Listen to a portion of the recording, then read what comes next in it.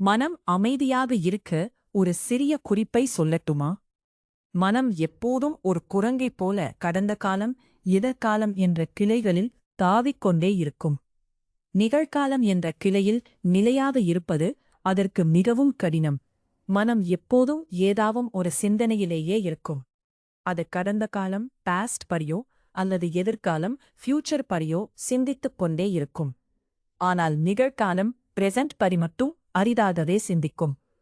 கடந்த காலம் பாஸ்ட் பரியோ பொதுவாக நாம் கடந்த காலத்தில் நடந்த விஷயங்களை நினைத்துக்கொண்டு அவை இப்போது இல்லை என்ற விஷயத்தை மறந்து துயரப்படுகிறோம்.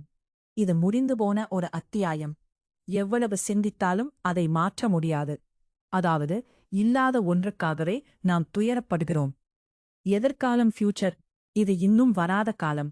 இதைப் பற்றி அளவுக்கு மீறி கவலைப்படுவதால் பயம், என்ன ஆகுமோ என்ற அச்சம் உருவாகிறது. மன அழுத்தம் அதிகரிக்கும் தவிர பலன் எதுவும் இருக்காது. இது வெறும் ஒரு கற்பனை மட்டுமே. உண்மையில் கடந்த காலம் இப்போது இல்லை. ஆகையால் அதைப் பற்றி சிந்திப்பது வீண். அதேபோல் எதிர்காலம் என்பது நமக்குத் தெரியாத ஒன்று, நிச்சயமற்றது. ஆனால் நிகழ்காலம் மட்டுமே உண்மையாக நமக்கு அனுபவத்தில் இருக்கிறது. அதனால்தான் நாம் நிகழ்காலத்திலேயே இருந்தால் நமக்கு எந்த பயமும் இருக்காது. அதாவது கடந்த காலமும் எதிர்காலமும் இவை இரண்டும் இப்போது இருப்பவை அல்ல. ஆனால் மனம் மட்டும் இந்த இல்லாத விஷயங்களைக் குறித்தே கலங்கிக் கொண்டிருக்கிறது. இந்தச் சிறிய விஷயத்தை நாம் புரிந்து கொண்டால் மனம் அவ்வளவாக துயரப்படாது. மேலும் நாம் மகிழ்ச்சியாகவும் இருக்க முடியும்.